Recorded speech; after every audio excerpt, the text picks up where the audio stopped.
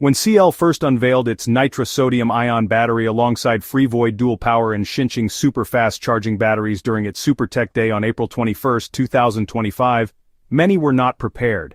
Imagine a battery that works both in freezing winter and hot deserts, yet will not catch fire. This is a battery that passed the nail penetration test, the high-speed drilling test, and the sawing test, while fully charged, all while maintaining stable voltage. CL confirmed that Naxtra has officially entered mass production and is expected to ramp up output starting as early as June 2025, with full-scale manufacturing underway by late 2025. This battery represents a critical shift away from dependence on scarce lithium toward tapping into the availability and abundance of sodium.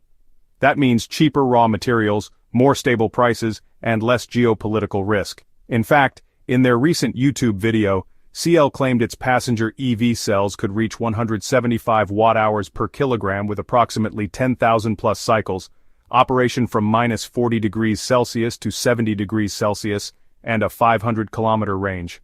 Experts believe CL's entry could drive sodium-ion market growth to an estimated $1.5 billion by 2030.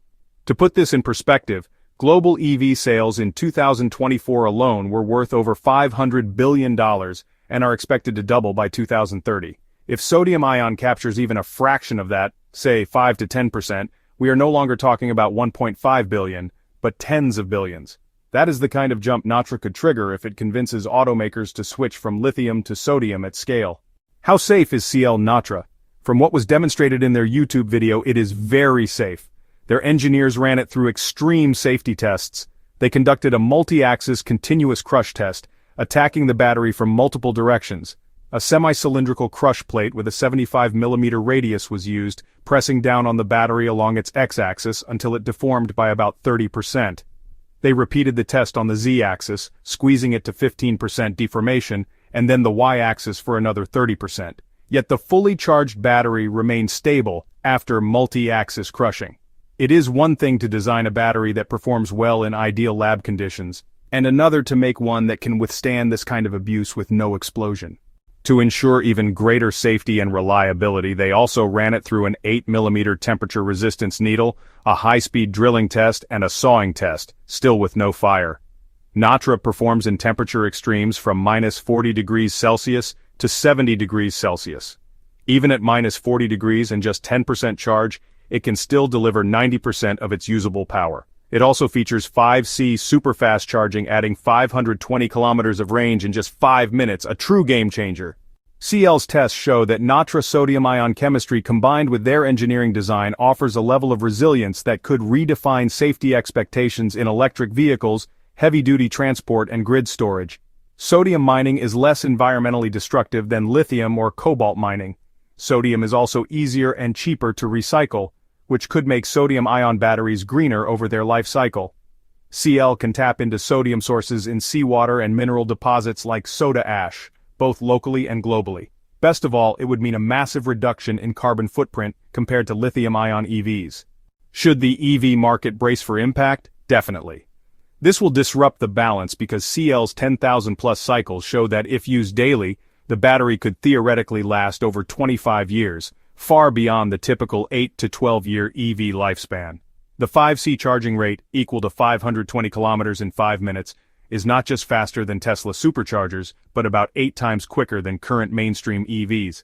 At this rate, it could completely rewrite winter EV ownership, as most lithium-ion EVs lose 20 to 40% of their range in freezing conditions, while CL's Naxtra reportedly retains 90% usable power at minus 40 degrees Celsius. If Naxtra becomes successful, it means more electric vehicles on the road, since it addresses major concerns about speed, charging, cost, and range. Beyond electric vehicles, Naxtra would be excellent for various energy storage applications. CL is also developing Naxtra batteries for heavy-duty trucks, which would reduce costs compared to lead-acid batteries. And because Naxtra's cycle life and safety make it perfect for stationary energy storage, it could, dominate the grid market before electric vehicles, similar to what LFP did in China. Questions remain, however, about whether Naxtra's sodium-ion chemistry can stay stable under all conditions. Shouldn't CL also perform short-circuiting tests between cells in a larger pack? Single-cell testing was impressive, but electric vehicle batteries operate in bigger, interconnected packs. Short circuits between cells or in the pack's bus bars can create cascading heat and failure modes, so CL has more work to do to demonstrate what happens when a multi-cell pack is shorted.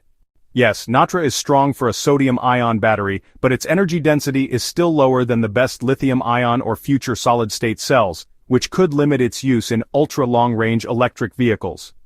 Will CATL Naxtra be another solid-state battery hype? No. It is less likely to be, because solid-state batteries promised high energy density and safety, but did not materialize due to high costs, manufacturing challenges, and real-world durability issues.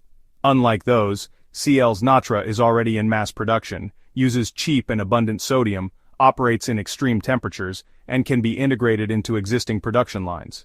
So here's the thing, it's true that sodium-ion batteries generally weigh more than lithium-ion ones for similar energy density. This is because, well, sodium atoms are heavier and larger. But CL is tackling this issue head-on by optimizing cell-to-pack integration, reducing structural components, and using advanced lightweight materials in the vehicle battery housing. This could, really be the future of electric vehicles. Now what if LFP and solid-state batteries double down?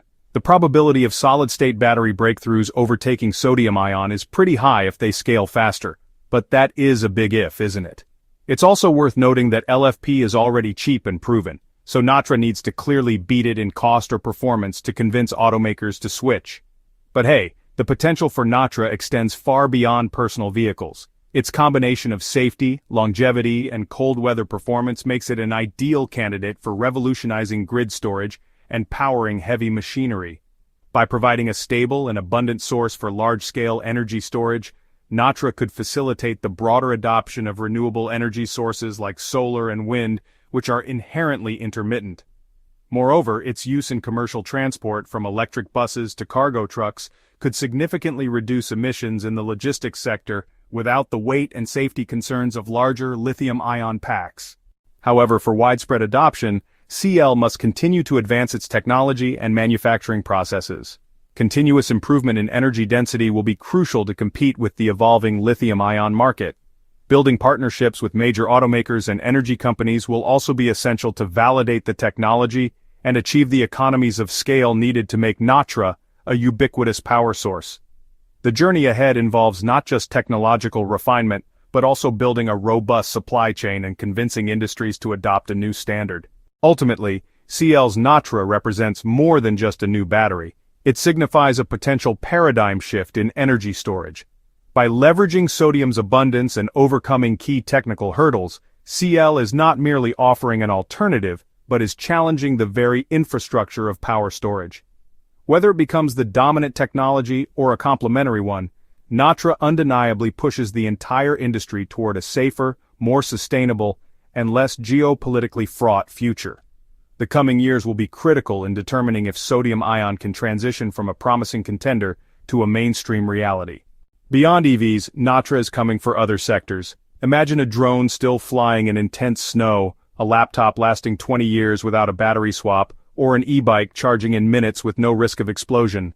So, even if CL does not eventually make Naxtra batteries for EVs, they could reach markets that need safe, cheap, cold-tolerant batteries. What is the way forward? CL should answer questions about overcharging, allow third parties to perform tests on multi-pack short-circuiting, and mass-produce for the grid sector to scale. But the bigger question is, would you trust a CL Naxtra battery?